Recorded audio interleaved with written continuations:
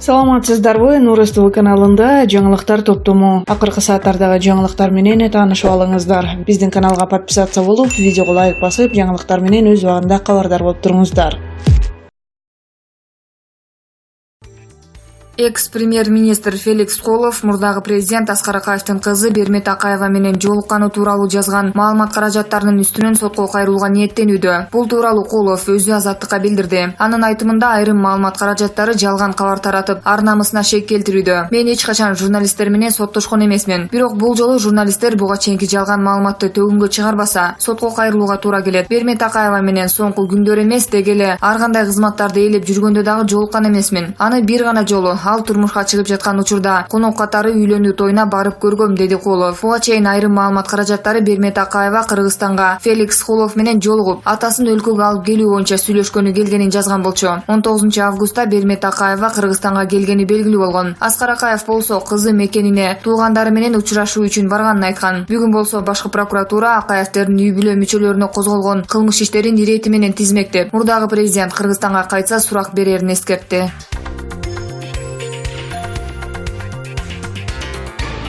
Жогорку сот Ата Мекен партиясынын лидери Өмүрбек Текебаевге карата төмөнкү инстанциядагы соттордун буга чейинки чечимдерин жокко чыгаргандан бери анын бөгөт чарасын өзгөртүү боюнча адвокаттары азырынча сотко кайрыла элек. Бул тууралуу анын адвокаты Таалайгүл Токтокунова билдирди. Анын айтымында учурда Текебаев бөгөт чарасын өзгөртүү боюнча сотко кайрылчу чечимин кабыл ала элек. Адвокат жогорку соттун ишти кайра кароого жөнөтүү чечиминен соң кылмышка шектүүнүн бөгөт чарасы райондук сотто караларын кошумчалады. Орусиялык жаран Леонид Маевскийден пара алды деген көрсөтмөнүн негизинде Текебаев менен анын партиялашы саясатчы Дүйшөн Кулчотонов 2017-жылы ар бири 8 жылдык мөөнөткө түрмөгө кесилген. Быйыл 21 августта алардын ишин жаңы жагдайлар боюнча жогорку сот карап чыгып, мурдагы сот чечимдерин жокко чыгаруу менен ишти кайра баштан кароого жөнөткөн. Учурда Текебаев Бишкектеги травматология жана ортопедия илим изилдөө борборунда дарыланып жатат. Мурдагы акыйкатчы жана жогорку кеңештин мурдагы депутаты Турсунбай Бакир уулу белгилүү табып биоэнергетиканы практикалап жүргөн Арстанбек Алайды эркекче сүйлөшүүгө чакырды. Мурдагы парламентарий өзүнүн видео кайрылуусун социалдык түйүндөгү өзүнүн баракчасына жарыялады. Бакир уулу анын диний көз караштарына каршы келген Арстан Алайдын ишмердүүлүгүн коркунучтуу деп эсептейт. Мен Арстан Алайды өзүнө жалган атак берген адам деп эсептейм. Менин бардык туугандарым Алайдан, бирок алардын арасында анын жок экендиги анык деп белгиледи мурдагы парламентарий. Ушактарды таратат, эркектер сыяктуу өзүн алып жүрбөйт. Ал калпагын чечип салып оромол оронуп жүрүшү керек. Элди каалаган жагына бура берет. 21-кылымдын алдар көсөсү. Мен Кудайдын кулумун, а сен кимсиң? Көрөбүз кимдин чындыгы туура. Силердин баарыңарды тарых музейине тапшырамын. Силердин боло турган жериңер ошол жер. Кийинчерээк Турсунбай Бакир уулу менен Арстанбек Алайдын жолугушуусу чындыгында эле болуп өттү. Жолугушуу Бишкектеги тарых музейинин кире беришинде болду. Бирок музей жабык болгондуктан Бакир уулу өз максатына жетпей калды. Мурдагы депутат баары бир өзүнүн оппонентин музейге тапшырамын деп сөз берди. Бирок кийинчерээк эске салсак, Арстанбек Алай бизнес жана коомдук иштер менен алектенет. 2011-жылдагы президенттик шайлоолорго катышкандан кийин атагы чыгып, 2017-жылдагы президенттик шайлоолордо талапкер катары кайрадан катышкан. Телеканалдын эфиринен агартуу маселелеринен башка биоэнергия аркылуу дарылоо менен алектенип, кут программасын алып барат. Теңирчилик ишенимин карманат. Ага тийиштүү кыш түшпөйт деген фразасы бар.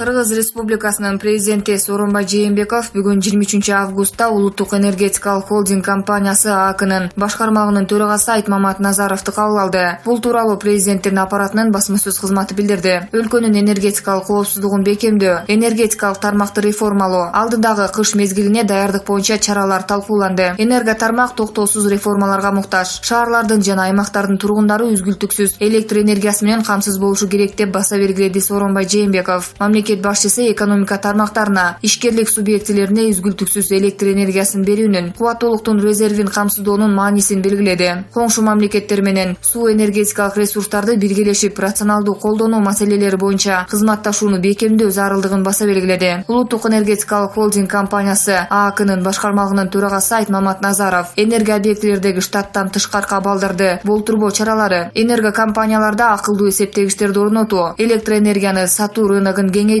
кошумча кубаттуулук резерви жана аймактык өнүктүрүү саясатынын алкагында бул жылы ишке киргизилген объектилер жөнүндө кеңири айтып берди.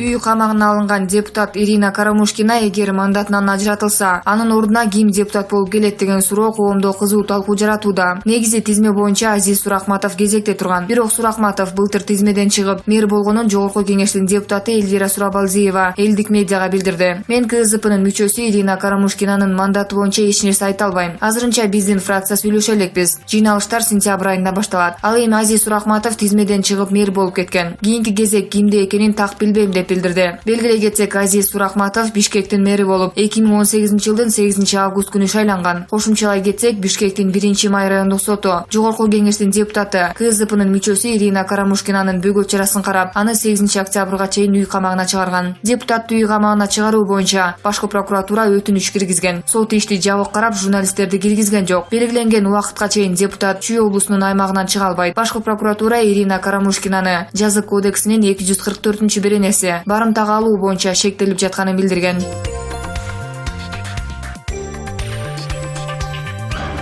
Жарандык активист КСДПнын саясий кеңешинин мүчөсү Адил Турдукулов Ички иштер министрлигине суракка чакырылды. Бул тууралуу Турдукулов өзү кабарлады. Анын айтымында 7-8 августтагы Кой Таштагы окуялар боюнча сурак берет. КСДПнын саясий кеңешинин дагы бир мүчөсү Апрель каналынын директору Дмитрий Ложников болсо бүгүн 18:00 аскер прокуратурасына чакырылды. Ложников кайсы иш боюнча чакырылганын билбей турганын айтып чыкты. Буга чейин журналист Кой Таштагы окуялар боюнча ИИМ жана УКМКга сурак берип чыккан. 7-8 августта Кой Таш айылындагы үйүндө мурдагы президент Алмазбек Атамбаевди кармоо операциясы жүргөн. Анын жүрүшүндөгү кагылышта УКМКнын бир кызматкери каза болуп, 100гө жакын адам ооруканага кайрылган. Бул окуялар боюнча мурдагы президент Алмазбек Атамбаев, президенттик аппараттын мурдагы башчысы Фарид Ниязов, КСДПнын мүчөлөрү Алга Кылычев, Кыяз Исмаилов жана Амантур Жамгырчиев 8-октябрга чейин камакка алынган. Ал эми Жогорку Кеңештин депутаты Ирина Карамушкина 8-октябрга чейин үй камагына чыгарылды. Мындан сырткары Атамбаевдин бир нече тарапкери ИИМге күбө катары сурак берүүдө.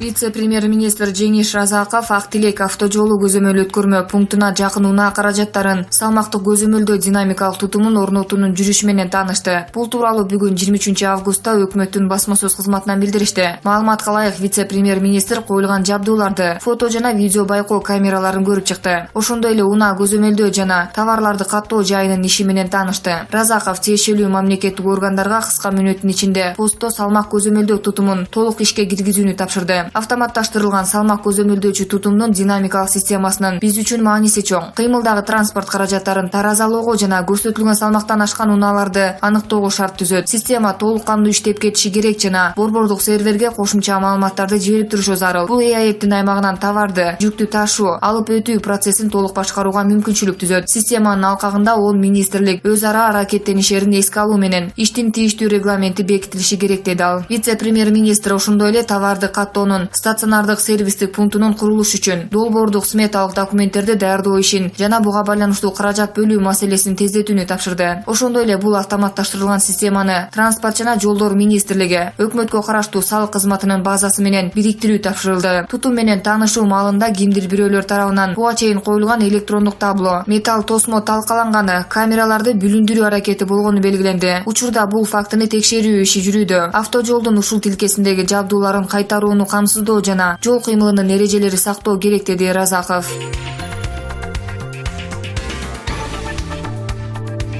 Кыргыз Республикасынын эмгек сиңирген артисти Самара Каримова октябрь айында Орусиянын мамлекеттик Кремль ак сарайында концерт коет. Учурда ырчы концертке даярданып, буту-бутуна тийбей чуркап жүргөн чагы. Концертте Самара Каримова италиялык ырчы, аткаруучу Ингрид менен дуэт ырдайт. Буга чейин ал белгилүү кыргыз, өзбек ырчылары менен дуэт аткарып келген. Самара Каримова чоң иш-чара тууралуу буларга токтолду. Москвага бат-баттан каттап жатам. Концерт бүткөнчө Орусияга байма-бай каттап турганга туура келет. Учурда сүйлөшүүлөр соңуна чыгып келишимдерге кол коюлду. Ал эми симфониялык оркестрдин шоу балеттин коштоосундагы даярдыктар октябрда башталат. Азыртадан эле толкунданып жатам. Москвага барсам мекендештерим, кыргыз ишкерлери чакырышып, азаматсың, сени колдойбуз. Сенин шарапатың менен Кремль ак сарайынын ичин көрөт экенбиз буюрса, билеттерди эстеликке сактап коебуз. Бул биз үчүн сыймык дешти. Мындан тышкары алар концертке ак калпак кийип барышарын айтышты. Орусиядагы жердештерибиздин максаты маданиятыбыз менен таанылуу экен. Ар тараптуу колдоо болуп жаткандыктан биз дагы колубуздан келишинче аракеттенип жатабыз. Орусиянын концерт берүү деңгээли башкача болгондуктан ошондуктан ар бир мүнөт эсептелип жатат. Концерт күнү күйөрмандар саат 17:00 баштап залга кирип баштайт. Залдын ичи 6000 кишиге ылайыктуу экен. Буюрса Москвадагы концертимди элимдин колдоосу менен өткөрүп алсам, мен үчүн, элим үчүн сыймык болот деп ойлойм. Эң негизгиси элиме кичине да болсо пайдам тийсе экен деген тилектерим ишке ашып жатат дейт ал. Кремль ак сарайында өтө турган концертке билеттин баасы 800 рубльдан 10 000 рубльга чейин. Мындай сумма көпчүлүк үчүн күтүүсүз болгон. Тагыраагы интернет колдонуучулар билеттин баасы кымбат экенин айтышууда. Билет баасы 800 рубльдан 10 000 рубльга чейин. Мындай бааны АРТ+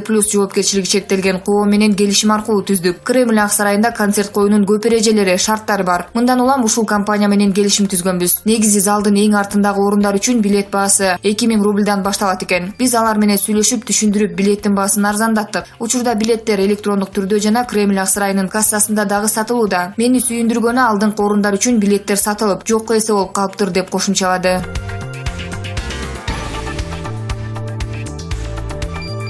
Ушул жылдын май айынын аягында Казакстандын Нур-Султан шаарында Кытайды изилдөө боюнча борборунда Казакстан менен Кытайдын расмий өкүлдөрүнүн жана эксперттеринин жолугушуусу болгон. Бул жолугушууда Кыргызстан менен Тажикстан Кытайдын карамагына кирип калган карта колдонулган. Бул социалдык тармактардын колдонуучуларынын кыжырын келтирген. Алардын бири Тилек Токтогазиев аттуу колдонуучу. Кытай эмитен эле Кыргызстан менен Тажикстанды өз аймагы катары эсептейт экен. Эң кыжырды келтиргени бул Казакстан менен Кытайдын расмий жолугушуусунда мына ушундай карта колдонулганы деп жазып чыккан. Жакында болсо Тилек Токтогазиев казак тарап расмий кечирим сураганын жазып чыкты. Мага Кыргызстан менен Тажикстан Кытайдын карамагына кирип калган туура эмес карта колдонгондугу үчүн кечирим сурап, Астанадан расмий кат жөнөтүштү. Бул иш-чарага жоопкер болгон борбордун Д. Мурадов аттуу кызматкери жумуштан айдалыптыр. Казакстандын Тышкы иштер министрлигинин өкүлдөрүнүн ыкчам реакция кылганын белгилеп кетким келет. Силерге рахмат. Бирок туура эмес карталарды Кытайдын аймагында чыгаруу жана таркатуу боюнча маселе дале турат. Экинчи жолу Кыргыз Республикасынын Тышкы иштер министрлигине кайрылам. Биздин аймактык бүтүндүгүбүзгө, көз карандысыз экендигибизге шек келтирген мындай процесстерге чара көрүшсүн. Мындай карталарды өндүрүүдөн алып салып, расмий түрдө кечирим сурашын талап кылабыз. Улак Назар Ньюс KG.